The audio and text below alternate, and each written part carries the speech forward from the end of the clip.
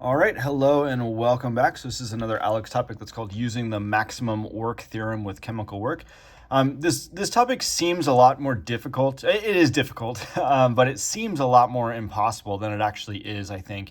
There's some fundamental concepts that we have to understand, and obviously we've got to make sure that we're not making any mistakes, but it's really not that bad once we understand these fundamental concepts. So I'm going to go through two separate instances, not on this video, just on this video. I'm going to focus on this one, and then I'll do another video for the topic or the instance that deals with glucose. So that's probably a common one as well. So we'll do that one in another video following this one. Okay. In any case, in this video, I'm going to talk about the fundamental theorem, or sort of the concept here. That's the maximum work theorem. This is the maximum work theorem in equation form. Basically, what this is telling us is that the work that is done on a system, at most, essentially, can be less than or equal to the negative delta G, the free energy change, essentially. So in reality, what this is really telling you is that if you've got two separate chemical reactions and you're going to use one to drive the other chemical reaction, basically the maximum work theorem says that, the maximum amount of work that can be done is going to be based off of, how much energy, free energy, is released from this other reaction. So in this case, we've got, these two reactions here. We're told that this reduction from iron oxide to iron is the first step in steelmaking. This reaction is driven by the high temperature combustion of coke, which is this coal here. So basically what's happening here is we're going to do this reaction. We're going to burn this coke. That's going to release energy, right? That's going to be a negative delta G. We're going to have a release of free energy. That free energy is going to then be applied to this other chemical equation. We're going to do chemical work to drive this reaction. That's where we're going to sort of combine these two equations, and that's what the relationship is going to be. And that relationship is really the key aspect here. So we'll start jumping into this. So basically what I've done here is just rewritten these words into equation form. Again, these words here, this is what it's telling us. And these delta G's for these reactions are going to be very important, because we're going to need that information as we deal with these these two equations.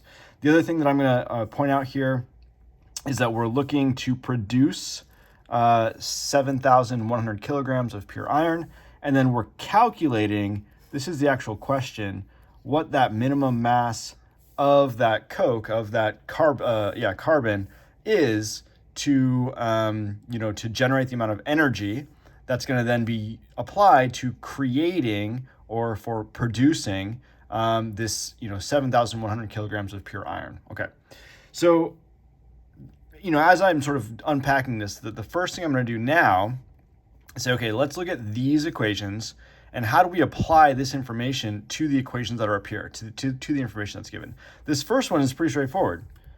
This delta G is going to be minus 446 kilojoules per mole, as this is written. So per 1 mole of this coke that's burned, this is the amount of energy that's going to be given off, Gibbs free energy. For this one, we've got to be a little bit clever here. So if we look at this reaction here and we look at this reaction here, I notice that this reaction here, if we flip it and then multiply it by 2, we get this reaction up here, right? So, like if you look at the reactants and the products and the reactants, you'll notice that these are just flipped. And also that this reaction would need to be multiplied by 2 to get us to this reaction. So, we can then say, well, the delta G for this reaction as written should be, flipping the sign of this delta G and then multiplying by 2, right? So the properties of this delta G, same thing with delta H, right? We can just say that the delta G for this will be positive 1640 kilojoules per mole of reaction, sort of as this reaction is written. So that's going to be the delta G for this reaction. So again, the way that I came up with this was actually from this reaction, recognizing that they're similar, flipping it over and then multiplying it by 2, okay? All right, so from here, now I'm going to start doing the calculations. So the first thing I need to do is figure out, okay, what is this 7,100 kilograms of pure iron?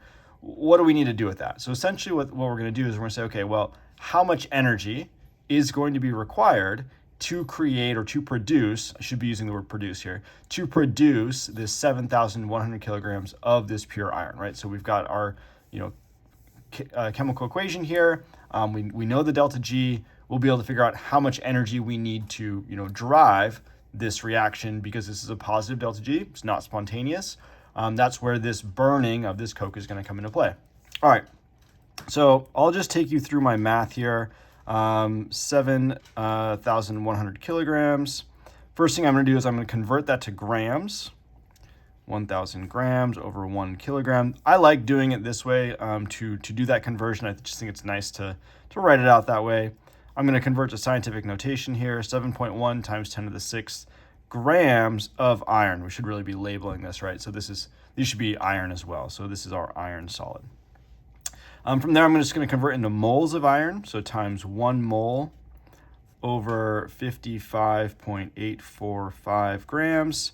And then that gives me I'm sure you guys can still see this, 1.2714 times 10 to the 5th moles of iron. So sorry, that's a little bit messy there, but basically I'm just converting this mass of iron into moles of iron, because then I'm going to be able to figure out, okay, for every 4 moles of iron that is produced, this is the amount of energy that's required.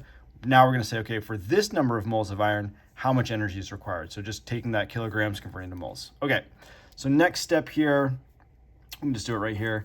1.2714. Obviously, I'm not worrying about significant figures at this point in time. In my case, it's telling us to round to 2 significant figures at the very end. I'll just do that at the very end. Moles of iron times 1640 kilojoules. And now we have to be careful here, for that's every 4 moles of iron. So I forgot to put the word moles there, but 4 moles of iron requires this amount of energy. If I want this number of moles of iron, I'm going to do this setup. I'll just put moles here in parentheses. Sorry about that. Right, our units of mole for iron mole will cancel. And then this value, 5.213 times 10 to the 7th kilojoules.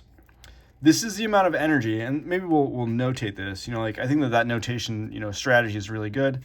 This is the energy required to produce 7,100 kilograms of iron, right? So that's sort of the amount of energy that's going to be required to drive this reaction forward, right, to produce that iron. Okay, so what do we do with that? Now we're going to use this other equation, say, well, where does that energy come from? That energy is going to come from the burning of this coke. And we know that for every 1 mole of this coke that we burn, we get 446 kilojoules of energy out.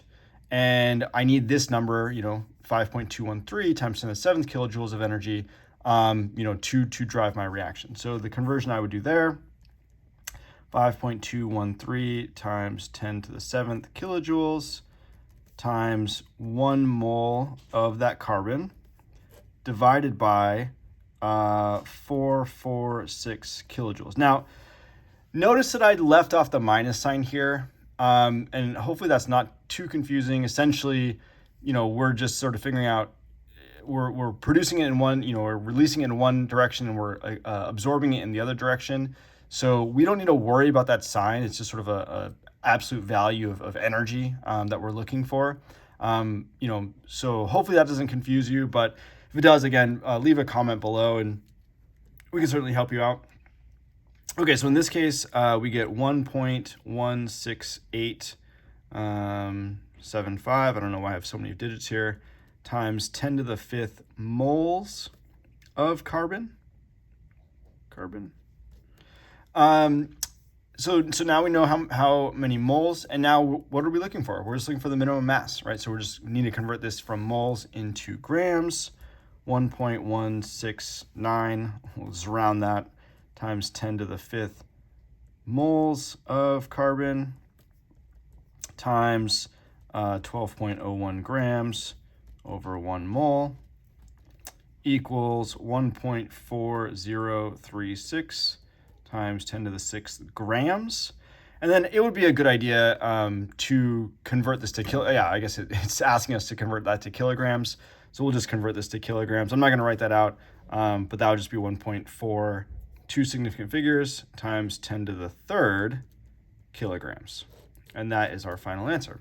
So if we sort of work backwards through this again, right, it's always a good practice. Once you're done, make sure that this all makes sense.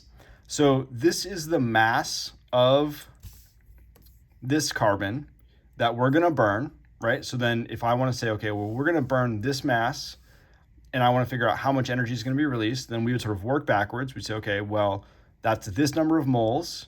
And then working backwards, that's this amount of energy that would be released, right? So if we sort of work backwards, say, okay, well, this is the amount of energy that's released. That amount of energy is going to be then transferred or essentially used to produce some of this iron. So then the question becomes, okay, well, how much iron can you produce? Well, this amount of energy, this is how much energy it takes to produce 4 moles. That's this conversion here. This is the amount of moles we could get. And then we sort of work back from moles to grams or kilograms. Okay, this is going to produce this 7,100 kilograms of iron. Okay, so I know that was sort of a lot. Essentially, again, the take-home message here is this maximum work theorem. The energy that you produce, if we apply all of that to the driving the other reaction, that's really what's going on here. So hopefully that makes sense. Definitely, again, if you've got any questions, leave them in the comments below. And thank you again for the request. Cheers.